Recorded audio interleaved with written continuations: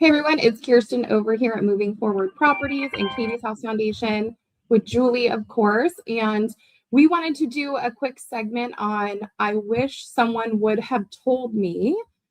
So for me, this came up because last night I was actually getting my lashes done. And when I was in the chair talking with Shelby, I wish somebody would have told me in 2021 or 22 that the bridge loan that I love so much that we do for regular homeowners, you don't have to have any real estate experience other than owning a property, even if you inherited it, got it through divorce, or you just moved out of it, or you're moving out tomorrow. But basically, we had renovated a property and we needed to sell it pretty quickly because of some circumstances. And so we were in summer, which was one reason to sell quickly. When you're in summer, normally houses will sell for more and more people are looking to buy. And so as a seller, I wish somebody would have told me that this no doc bridge loan that Moving Forward Properties does was available, because the numbers would have went something like this. We would have been able to take out about $100,000 in cash and pay off our loans on the house, including any renovation that we paid for. And then we could have waited probably about 1 year, which is normally the term of these loans that we do. They're 6, 9, 12, 18, and 24 months, not had any loan payments, and just waited for the right buyer to come along. So through that whole summer, winter, and the next summer, we could have been very patient and probably sold that house for $1.2 million instead of selling it for around $1 million. So that is the power of bridge financing. Let me just recap that. The story that I want to share, called I Wish Someone Would Have Told Me, is basically that we had a property that we had recently done work to. We had moved out of it. It was vacant. We could have taken $100,000 cash in our hand, paid off all the liens on the property, had no payments for 12 months, sold the property for probably $1.2 million if we waited patiently for the right buyer, instead of taking a $200,000 haircut because we were wanting to sell or get money that summer, because summer is the best season to get the highest price. But had we waited, we probably could have sold the next summer for much more. That is the power and the life-changing ability of the loans that we do. So Julie, now to you, what do you wish? So I wish someone would have told me. I'm in the same boat as you, but I'm looking at the DSCR side of it. I wish somebody would have told me when I had 7 properties in Rockford, Illinois, that I could have leveraged my portfolio and paid off the traditional bank, and I would have had a much better experience overall with doing that with my portfolio. I think I wouldn't have become so exhausted with things. I wouldn't have been as frustrated with the equity and how the property was working out. So that I do wish somebody would have told me about the DSCR loan and how it works, how much more of a benefit it is for you, for your company. And that's what I wish somebody would have told me 10 years ago, right? Yeah. And another thing too, I wish somebody would have told me about getting these loans in the name of an LLC, LP, or corporation and taking them off of my personal credit report. Because when you take out a loan in your social security number and it is on your personal credit report, then it weighs down your debt and your FICO score. But what we do, they do not report on your credit. And so, yeah, I would have refinanced all of my properties off of my personal credit right away for future projects and all kinds of stuff. So I wish somebody would have told me that. And it's much easier. It's so much easier because you don't have to provide tax returns with us at Moving Forward Properties. And if you're paying the loan as agreed, or if you finance the payments, imagine taking 10 rental properties off of your personal credit reports, what that would do for your score. It probably would jump you 100 points as an underwriter. Yeah. I would say. I wish somebody would have told me not to fill out those traditional bank loan applications. That was, you talk about all those properties, right? And you talk about all that stuff on your personal. So you're just filling out these applications after applications and getting more and more documents and getting more and more requests. And I wish somebody would have told me how easy this was. I agree completely. I actually left Union Bank as an underwriter after being there. I loved working as an underwriter at Union Bank Affluent Portfolio Lending. I would do like millions of dollars a day. The minute the government, with traditional banks and even like portfolio lenders doing non-QM, if they have you do a 1008 or 1003, you normally do a 1003 application. I wish somebody would have told me that that was coming. I actually quit like the month that it came out because it went from being a 4-page application to 11 pages, and it's in like 8-point font. I still have one of those applications on my computer, so I kept it just as a memory of what information are they asking for? Everything, right? It's insane. They ask you how many kids you have, how old they are, so many things. But when it comes to your schedule of real estate, it's such a cluster. So I wish somebody would have told me that these types of loans that we do were available to the regular person with a vacant property or a lease property. In traditional financing with a bank or non-QM, you normally have to give them 2 years tax returns and actually be a landlord for 2 years to buy a property. It's very hard actually to become a first-time landlord when you deal with those kinds of companies, or even loan officers who just are not very good in private money or hard money, and they're just kind of like don't understand all these documents.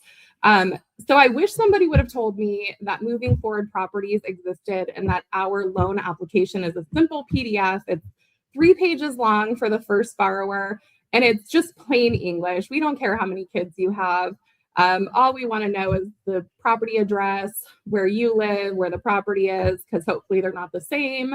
And we really just base it on your character, which we can tell looking at your credit report, the meat of it, not so much the score. But I wish somebody would have just told me that you could get more than 100% financing in some cases on a purchase if you work with moving forward properties. So Julie, I want to talk about actually your police background and being a police detective, because we don't spend enough time. And I always think like Cops and the music that they play on that show Cops, right? What was it? Bad Boys. Yeah, Bad Boys. And so I think of that. And then I think about you and how the first time that we met in our notes club, when we were like buying notes or talking about buying notes when we first met, you actually said to me, yeah, I live in a part of Chicagoland where you don't stop at the stop signs. That's what you said. And I was like, was it? Holy cow, where could that be? Because people are like shooting is what it sounded like. Like it's very dangerous to stop in some of parts. these. Yes. Some parts. So what in your police line of work for over 30 years, can you share anything? Like, I wish someone would have told me this about that. Oh boy. We don't like to give out too many secrets in our line of work. We let people kind of run the gamut of how dumb can you be. So I know a lot of things that you see now, a lot of people are FOIAing, or Freedom of Information Act, and they're taking the body cams and they're publishing them on YouTube so that we as everyday people can get a laugh out of what people do when they're drunk, when they're, so I tried to raise my daughter with the thought that, like if you were a good person to begin with and you weren't trying to make it out for everybody else to see something that you're not, that you just what, you just acted correctly, you did what you thought was the best at the time, that you would end up not being on YouTube, right? Like, so that, yeah, I guess I just wish I would have been able to tell people, like, don't be dumb, right? Like, think about what you're doing before you do it. Like, I mean, obviously we liked it when they were dumb because it made it easy for us, right? Like, not stopping at the stop sign, or, just something simple, so that I'm aware of who you are. You live in the neighborhood. I know you. So you're giving me every opportunity to look into other things that you're doing as well. So you're holding all the secrets tight to the vest. I can tell. Yeah. Okay. So the best advice that we just got from Julie as a 37-year law enforcement officer in Chicagoland is don't be dumb, which I take that to heart, because that applies to everything that we do. Like, think it through. You're going to say something or do something. Is it going to be favorable, or is it going to be, like, where you're your own worst enemy? And that actually applies to getting loans too. So one thing that we talked about last week that we said we would talk about this week is why people get quoted one thing when they call a salesperson, like a loan officer or a loan consultant.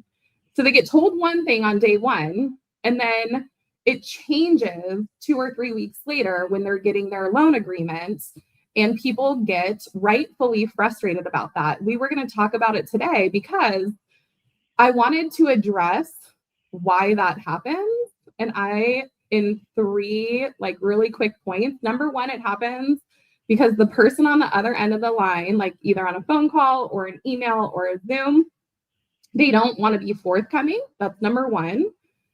They might just not want to volunteer information for fear that it gets them declined, or they might not understand the question because they're not listening. Maybe they don't have enough time and they're thinking about 10 different things. And so they give an answer that is maybe partially accurate, and therefore the person can only respond to that.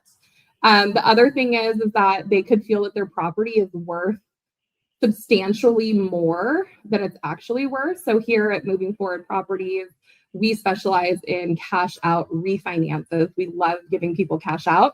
And a lot of people believe that when they inherit a property or get a property in a divorce, or they do improvements to it, that it's worth, let's just say 30% more than it's actually worth. There are some people who will go conservative, and then they end up having the opposite experience where their deal gets better on the rate, because let's say they told you the value is $250,000 and actually the appraisal comes in at $500,000. That's favorable. But if they tell you it's worth, $1 million and it comes in at $500,000 because they were pie in the sky thinking that their diamond is worth so much, then of course everyone has to respond to that. The appraiser's not lying, guys. They get paid like $500, $600, $700, maybe $1,000 to go to court and swear up and down that that's what your property is going to sell for in 90 days. They're neutral. They don't care. They're just pulling data. If you have better data, like, everyone's very happy to look at it, including the appraiser. And then number 3, they will not talk about their track record. So track record means that you've done other rentals. You might own some rentals. You could have bought and sold some. You've done some projects with some friends or yourself. And so track record, when we talk about it at Moving Forward Properties, we very much ask you how many profitable projects, rentals, or flips, or ground up construction have you done in the last 3 to 4 years? And people will say 10 or 20 because they know it gets them a better interest rate. And then when we pull the address of what they own, just really quick, it's just public record. They actually did not own those. Maybe their friend or family. Or they owned them a lot longer than what we're looking at. We're looking at your recent activities, because like with me, I exited out of a few things. So when it comes to track record, my track record isn't as current as what some lenders would want to see. They see that I have the experience, but they don't like that I don't have it maybe last year. So that, I think, too, scares people from reporting. You're a very kind person in thinking that people aren't being dishonest to begin with, but I think sometimes when it comes to, you know, these kind of things, it's very hard to break into this business because of what you mentioned. When you go to look for how do you think you're going to handle this project? How do you think you're going to exit this project? How do you intend on entering the project? That a lot of times people, they haven't had a lot of experience with it, so they don't really know the answers. So they don't have those answers for you, so they just make something up. Yeah, or that's a new person, right? If they don't have experience. The opposite side of that is that they have a lot of experience and that they are so proud that they don't want to really get into the details of it. They're like, you'll figure it out. Let's just get a really quick quote. And that is fine. So generally speaking, you get the best rates if you have, they're two different things and they're actually unrelated, which people should know. So I wish somebody would have told me that on a flip loan, a ground up construction loan, or a bridge loan at Moving Forward Properties, or it depends on what outfit you're working with. But here, it's not really based on your credit. Yes, we like to see over 600, maybe 620, 660, 680, like that. That's helpful. But really, we do give loans up to 500 grand. If you have no investment experience and you're just having like one property and you've never done any type of investing before, we can go higher maybe in some cases if you're depending on your loan to value.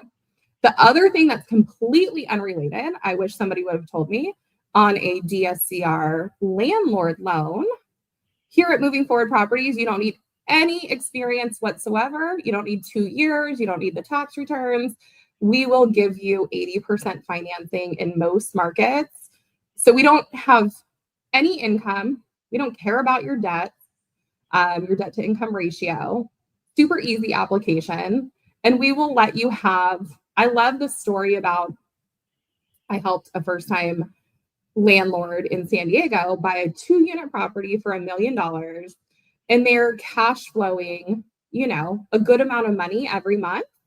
And they didn't have any previous experience. And now they can just start their passive income portfolio, like you said, with the DSCR loan. That's the advantage of that.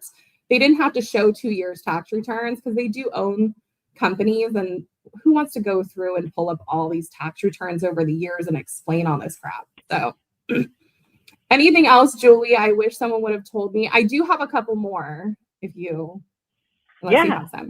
The only thing I'll interject on your last story with the person that has the portfolio or doesn't have the portfolio, right, or doesn't have those other rentals, but they got into it and that they were able to successfully get that loan from Moving Forward Properties, that we actually will work with people that want to get into the rental business, but they are not forced to buy a small place for themselves first, then start renting it out and go buy something else. So that's the part where, you know, maybe somebody wishes somebody would have told them, you don't have to buy that first house yourself, then start renting. Now that's how I started. I bought a condo, I started renting it out, and I went out and bought another house. And that's just not necessary anymore. So that's something I wish somebody would have told me. Yeah, I think that's a great point, and that's how you normally do get into the game, and it takes many years versus there's a lot of people right now who they have a 401k with hundreds of thousands of dollars in it. Maybe they're a retired teacher or retired police. There's all kinds of people right now that are sitting on retirement funds, and they can contact us and leverage that money to buy real estate, whether that's a passive income like a rental, long-term rental, short-term, Airbnb, midterm, right? Foundation housing, we wouldn't lend on, but we could still like give them lots of advice. And the thing that I was going to touch on, so that's people having no experience, no tax returns, and the credit score is the primary factor around what rate you get, which is as low as right now 5% on that particular 30-year fix with us. I wish somebody would have told me when it came to doing ground up construction that you could buy dirt cheap and call the local planning and zoning board and schedule an appointment. And they will normally tell you everything you need to know in about an hour to build a house. And so also, I wish somebody would have told me who the good builders were that will work with people. They're just like nice humans. And then the other builders who they just don't have time and or a desire, right? Because when you work with a builder, what I'm going to tell you right now, and I wish somebody would have told me, if they are a well-established builder doing 10 houses a year, that they're feeding 10 or 20 people, like their families, all those workers. And so if you as a homeowner go to them, or as an investor, I should say, a wannabe builder, and you're like, hey, can you help me qualify for this builder loan because you want to build it? You need to be so prepared for that 5-minute conversation. So I wish somebody would have told me that a slide deck presentation means nothing to them. They don't care. All they care about is an Excel spreadsheet and your design. That's it. So you better have an Excel spreadsheet with the cost and all your materials in your design on a proper CAD. So go to your friend or go online and ask Claude Code to create you a design. So if you ever want to step up from being a landlord or a flipper, we do first-time flippers too, guys. Basically, just make sure that you have done your legwork and not like talking to a whole bunch of other people in the game who've never done it before. I guess that's what we're getting at is when you talk to people who have track record, the most pointed question would be, have you done 15 profitable flips that you have either sold or refinanced out of at a profit in the last 3 years? And they either say yes or no. That's a pretty pointed question. And if the person says yes, that they have done 15 profitable flips in the last 3 years, that's somebody who you should definitely take out to dinner and be well prepared if they will give you an hour worth of their time, because it's probably going to be worth $100,000 in my opinion. Just sitting with that person. So I wish I would have known the first time that I tried to get a bridge loan that it was so easy.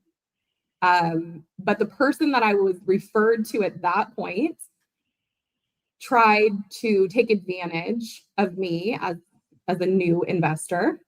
And I wish I would have known that Moving Forward Properties and our staff does not do that. And so the character of the people that you work with, even if they're referred to you, please find out if they've been tested, like battle tested, and they're true.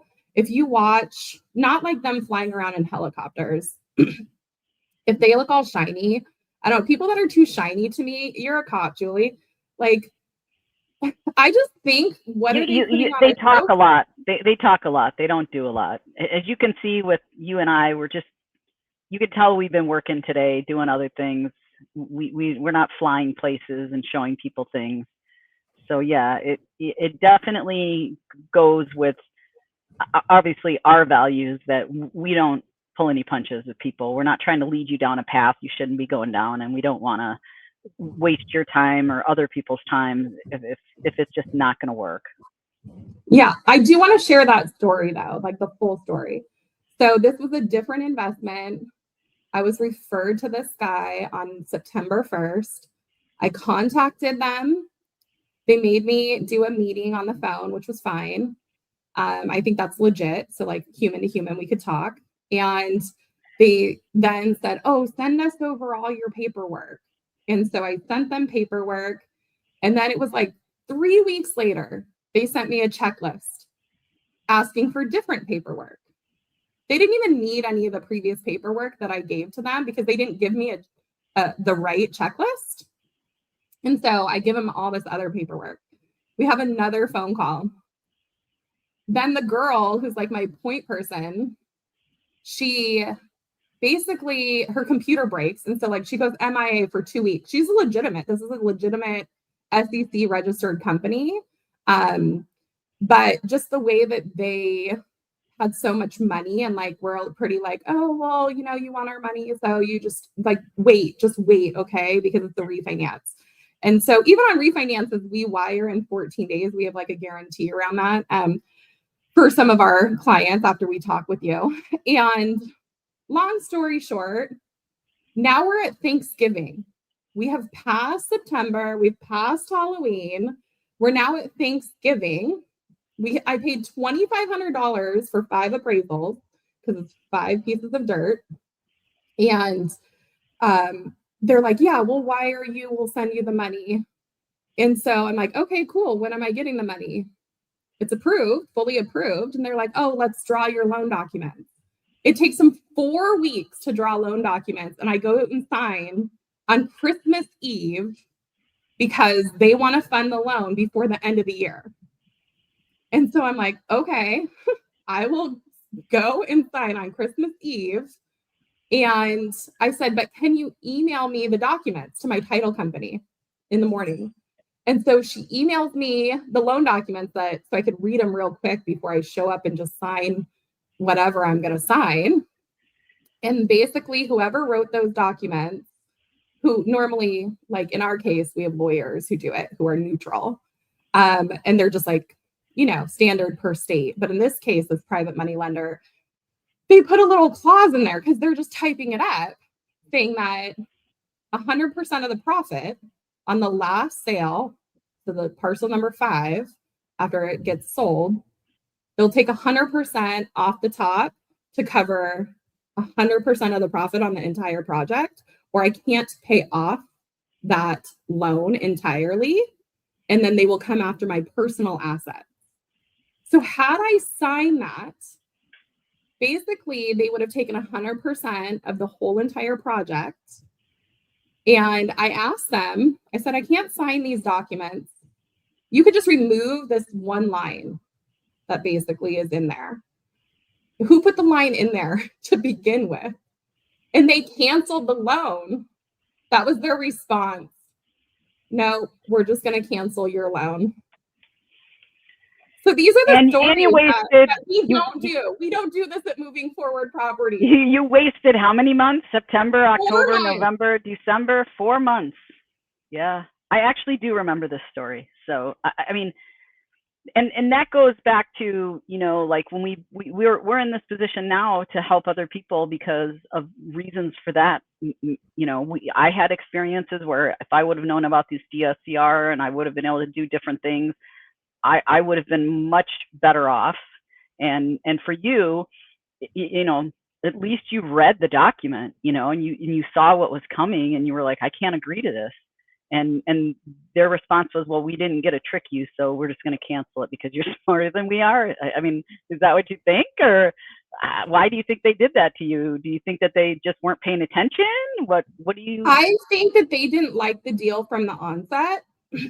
And that instead of telling me they didn't like the deal because they didn't want to lend on the property because they were a little bit nervous about the property itself, instead of just telling me that, they had like an intermediate convincing them, just do the deal, just do the deal, just do the deal. Because that intermediate, he was a broker and they were going to make some money. And so ultimately, that's what I think they wanted to help their friend who was the broker. But when it came down to it, they really didn't want to do the deal unless they were going to have so much upside that they would do it. Yeah, that, you know, and looking at that situation and looking at, you know, some of the customers that we get, I would just never feel comfortable taking the rug out from under somebody like that, you know, knowing that they wanted to do the deal. If it came down to your numbers and it came down to something that wasn't making sense, and to be upfront with you to say, like, your numbers are not going to add up to be correct. I think that's, you know, being upfront and honest with people. But you obviously had some profit in the deal because they wouldn't have taken 100% of your profit if they, once you got to the last, that would have been like the wind out of your sails forever. You would have been like, I'll never do another deal because I can't win. I can't make a profit ever because everybody takes it all.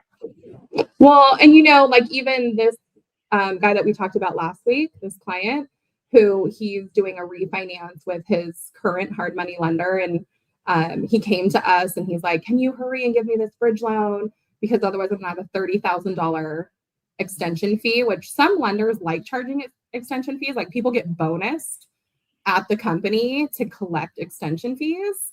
And I'll just tell you right now that in that case, like we wanted to do the deal. We put in a lot of work, probably 10 hours of work over the course of 2 days.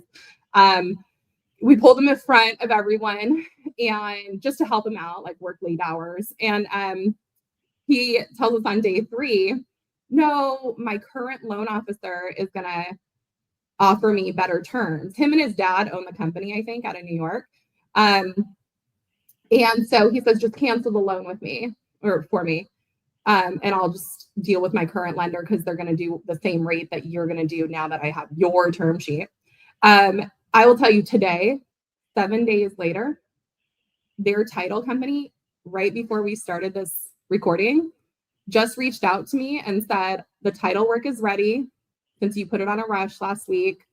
And that means that his current lender still has not contacted his one and only favorite title and escrow company to open title and escrow.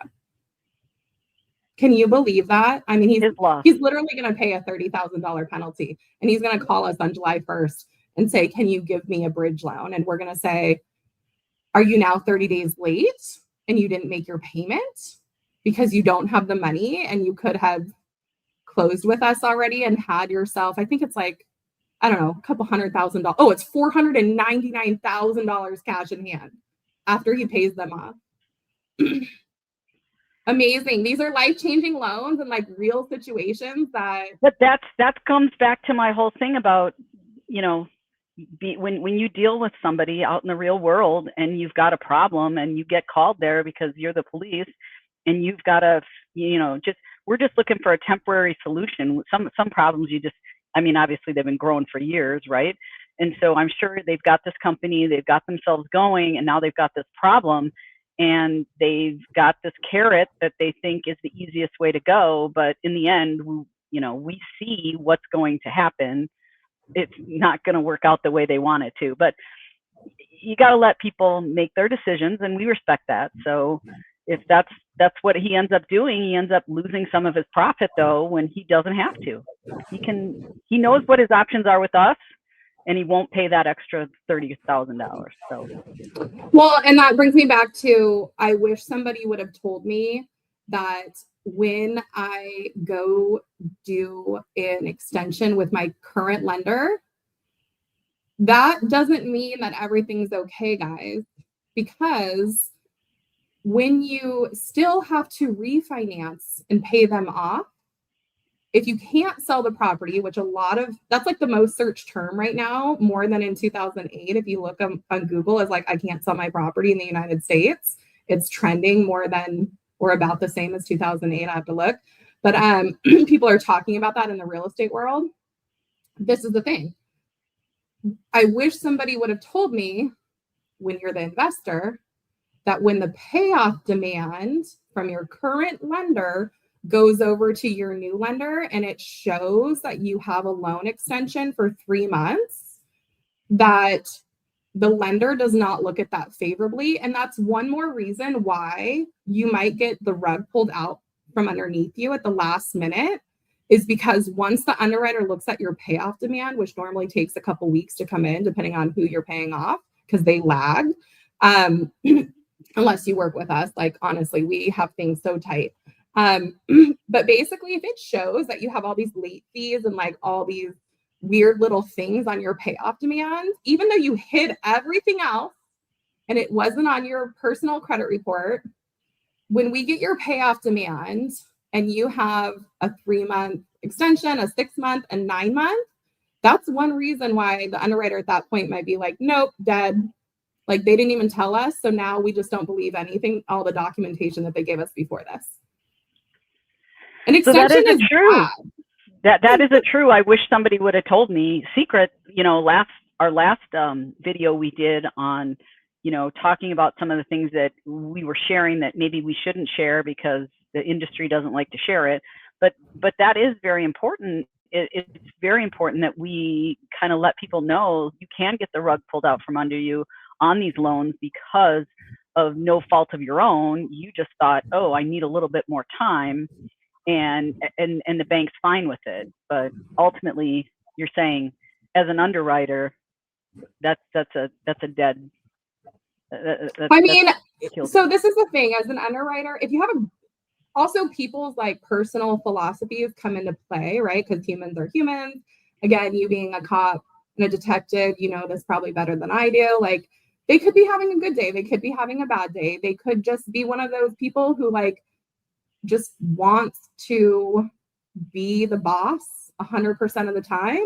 Or like the training that we had at Union Bank Affluent Portfolio Underwriting was, just ask the question and see how they respond. That's probably how, you had mentioned last week, you guys kind of do things like, let's just see if we just ask a simple question, how do they respond? And so we look at like the totality of everything when you deal with us at Moving Forward Properties, for private money, hard money, DSCR, and bridge loans. We have so much experience when we put together your package, and it's like a simple package depending on what loan, and we take care of so many things for you. What I'm getting at is like, if I'm the underwriter who has the decision to wire you or not, it's really like, okay, at this point, I'm at the last thing almost. I know their payoff. I've looked at the appraisal. I have a sense of their character based on the meat inside their personal credit report. Even if I don't care about their personal credit score, I can tell like the depth of their ability to carry credit. And so do I like the property? And okay, so they have one extension for 3 months. Then I might go and look at their real estate owned. And the reason that I would go then and look at a real estate owned schedule, which is basically like all the addresses that they've ever owned, is because I'm trying to see how long they owned them and how long ago they owned them, because that will actually be the breaker in that case. If they've had many properties that they've owned 20% or more in the last 3 years that they've been able to pay off on time, and this is just a one-off because, I don't know, something came up, I would normally ask for a letter of explanation, like why does your payoff demand have some penalties on it or an extension fee that we have to either pay off or you have already paid it, like some penalty for, or your loan amount went up. It usually shows as like a loan modification on the payoff demand. So I would just ask for an LOE. And if they come back with a letter of explanation that says like, this is a one-off, I had a partner on this deal, or somebody passed away, or I got sick, then I would go, okay, cool. It's a one-off. Let's wire them the money and not change the terms because the risk is not any different. But and what about the actual world today? A lot of things are globally, and they're not always. I know that the rates have been going back and forth recently. Up and down, the jobs market, the this, that, the overseas turmoil. So that's going to even make it harder, right? Because now you're the face of the company and you're saying, I've got to be able to say, this is going to be something that's not going to end up in the bad category for us. Yes, this is true. I mean, in the current market with rates fluctuating, I just wrote out like a new sales script as the EVP here. And I haven't given it out because I had to think about it, but I almost wanted our guys to say like rates are between 5 and 13 and not even tell people anything else, just because we really just need the appraisal to come back. And then we can give you more of a firm rate at that point. And there's 2 reasons for that. Without an actual appraisal from a neutral party, we can tell you that the rate is like 2%. It doesn't matter, to be honest. We can tell you that it's 20% and it could go up or down. Once we have the appraisal, which takes a couple days when we order them, it could be as little as like 4 days. Now we can actually put pen to paper and like firm up a rate and tell you. Now, could that rate change? Well, within those 4 days, we would have pulled your credit report. So we would know the meat of the report and if you had a score that mattered or not. And so that's really what matters. Now, when it comes down to, because we want to lock your loan. So locking a loan means that, we basically tell you as the president of Moving Forward Properties and any of the funds that we've raised, because Julie, you oftentimes can get money and we have to make sure that we repay that money. We lock that money for 45 days. So if it was a $500,000 loan on $1 million appraised property, that's 50% loan to value, you would get a really amazing rate regardless of your credit score, to be honest. If it was, depending on which program it is that we do, like a flip, a new construction, bridge, even DSCR, you would get a very good rate, but score is more important. And so to answer your question about the latter part of that, yes, we have to make sure that when we're raising money, if you are, or if it's your personal money, Julie, that it's called the ability to repay, or ATR in the conventional world. In our world, they don't really look at ATR and ability to repay. That's why the exit, when we ask somebody like, what's your exit? There's only two. Actually, there's three. There's sell. That's a super easy exit. We like that, especially if your property is currently on the market, because we know that you've hired a real estate agent probably, or you've committed to selling it. You could take it off the market. That would be bad. You wouldn't want to do that because you would be changing your exit. Things happen. People change their minds, especially if they get a rental schedule with their loan. And you can get a rental schedule with the loan and then get the cash and later decide like, you know what, I'm just going to rent it. But that would be like 6 months into the loan. The point is that you can sell, you could hold, which would be renting it. You could, of course, refinance out of it. Those are really the options, right? Yep. So that's what we always want to know is which of the three. And when you say, I don't know, or I have more than one, that is bad. I wish somebody would have told me that when one answer is better than than two answers. Do not give two answers. Just don't. Just have the one answer and stick with it for the whole 14 days. Because you know what it shows? It shows that you can commit to something, which is a character trait that we look for. What do you think, Julie? Yeah, I think that when we as investors, like we talked a little bit about before, about how when we ask questions and we get answers, some people will just automatically through their whole life try to answer the question the way they think the other person wants the answer to be. And some people will just be like us and just give the answer that they know is the answer on their side. And they don't, waver. That, like the bridge loan that I was working with, the answer was sell. We're just going to sell it, want out. And that I think is something to be said for people that are out there in the real estate business, that they get into it. And I think we know inherently that if one plan A doesn't work, we do have plan B. But when it comes to a lender giving you money for, whichever project you're doing, the first answer that you want to give, that you want to do, that's your plan, is what we want to hear. We like that you have plan B, but we don't need that until later down the line if there's a problem. That is so true. It is so true. And also when you go talk with the head honcho, that's like the fastest way to get your deal killed unless you have 20 years experience.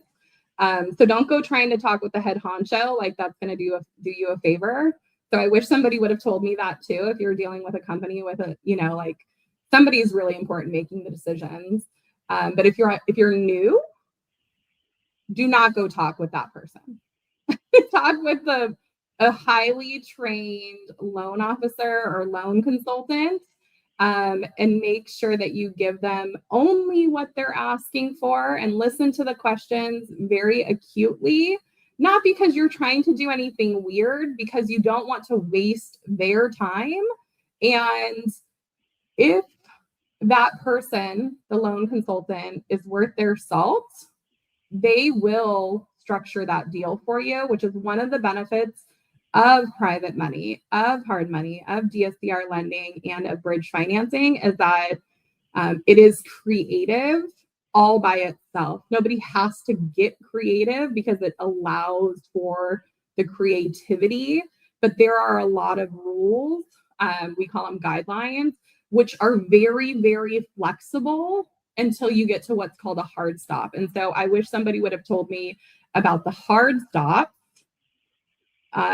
Most loan consultants don't even know what the hard stops are because that's a whole separate category of rules and guidelines. Most lenders have not even written down their hard stops. Some of the hard stops would include, for us, if you have a partner on your company, which could be a brand new company, and they have a 480 credit score. That partner cannot own more than 20% shares in that company, because normally when you own 20.00, you have some type of major influence in the decision making of the company and the loans, like taking out loans or repaying loans. And so it doesn't mean that person can't be a 15% owner. It just means they can't be a 20.00. And so these are things, it's so important for people to work with what I think people call us, which is tested. Like, we have been tested now for years and years and years. And we do on the first call or like first day structure it. And then, like you said, Julie, if that becomes an issue, then on week 2 or week 3, we restructure it again. Not for even a different deal partner, but just because maybe you didn't tell us that really those 10 profitable deals that you flipped in the last 3 years, those were all houses that mysteriously burnt down, and the insurance company all rebuilt those. And you had nothing to do with the rebuilds. And that's weird. Well, I haven't personally seen that. I do see fires once in a while, and I've seen some things, but I think I think the most common thing that we probably run into on this thing is more of the people that have been doing cash the whole time, and that when they have no mortgage on their record currently, and they've paid everything cash, that their credit score really is, I think, as you call it, it's not recognized. So I think that sometimes, getting your partner and then figuring that out is some of the things that I wish somebody would have told me. When you bring in somebody that likes to pay cash for everything and doesn't really have the credit score, that there are the deals can be structured and be creative. It just has to be upfront about it. Yeah, I mean, what you're touching on right now is now getting creative about the people in the deal, right? Like, because we have a gap on credit because maybe you don't have any credit. So now we do have to bring somebody on, or you need to know somebody, like maybe your mom, dad, brother, sister. Yes, certainly we can help with that. Normally on day 2 or day 3 is because I handle the day 2 stuff because I like to handle it, even as the EVP. Like, personally, I like to look at those files and say, like, oh, there's something here that we need to fill this gap on day 2 in order for this to fund on day 14. And it's not a hard stop, right? It's not a hard stop. I mean, if it's a hard stop and I look at it on day 2, I'm going to want to call and say, this is probably a hard stop, because I respect your time and everyone here at the company respects their time. I wish somebody would have told me that having underwriters on commission is actually a huge benefit, and that most companies don't do that because they're scared that the underwriters are going to do something nefarious and approve loans that shouldn't be. But here, I actually do that on purpose when it comes to staffing, because we want them to approve the loan.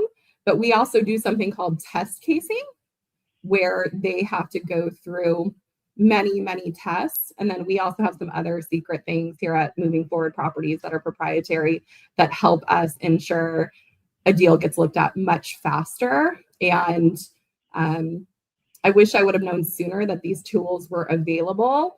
It's only the companies who are willing to continue to look to improve who are going to embrace these types of things. It's not even AI, guys.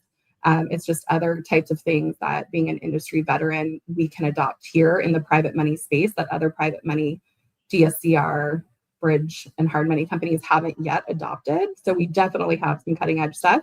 Julie, I do want to touch on AI though. Is there anything about AI that you wish you would have known? Or someone would have told you?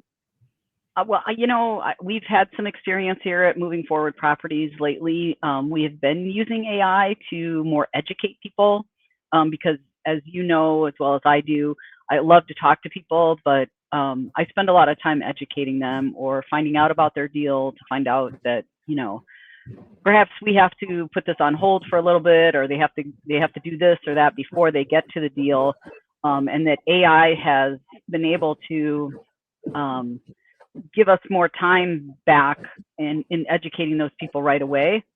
Yeah, obviously there's some generations that are disagreeing with AI, and that's different, but obviously I'm in the age group where I embrace it, because you as an underwriter can understand that me having a police report and having 55 pages to look at, that 25 pages ago I can't remember what I read.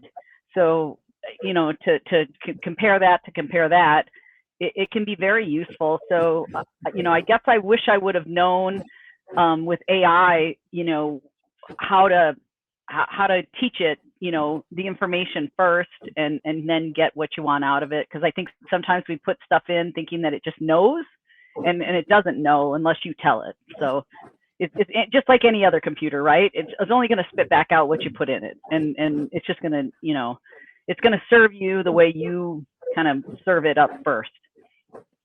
Yeah, I love what you said, because it is a computer, and I think that's really fascinating. I was watching Hidden Figures over the weekend about the women who were involved with NASA, and how they were human computers, and then how they brought in the IBM, and they had to then learn how to program the IBM machine so it could do the mathematical calculations. But they were so concerned about being put out of a job because they were the human calculators with like actual pen and paper doing it. And now they brought in this computer that could do it in fractions of a second. But what they found out, of course, if you watch that movie, is by the end, it doesn't do enough decimals.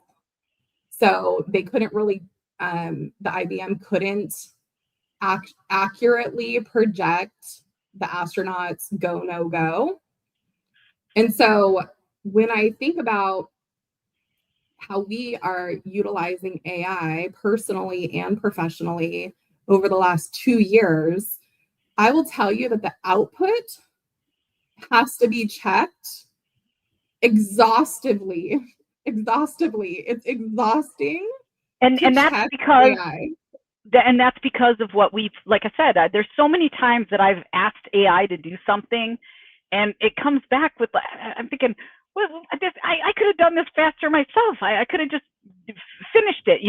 I'm asking it to do something, and it's not doing what I want. Well, that's because I didn't tell it that I want this, use that, and then give me this.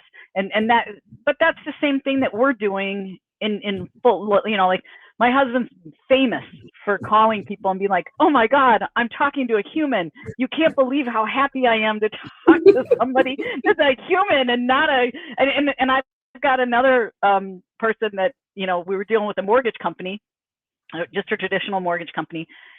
And we're trying to get the escrow taken away, and just to cancel it. And you cannot get somebody on the phone to do anything. And when you do, you have to text them, or you have to communicate on the computer with them. And then all they do is tell you to call, but you can't get somebody on the phone. And so, AI can be good, but like I said, you can finish those. You can finish some of these projects yourself a lot faster than trying to get AI to do it for you. But I have not seen that movie that you're referring to, but that just goes to show you that even though we think that AI can replace everything, it really can't. There are things that the AI is not going to be able to do, and I'm sure you remember Y2K. You know, that was probably part of it too, right? They couldn't get those numbers were built in the beginning to facilitate so many numbers, and then when 2020 came around, it was not going to work.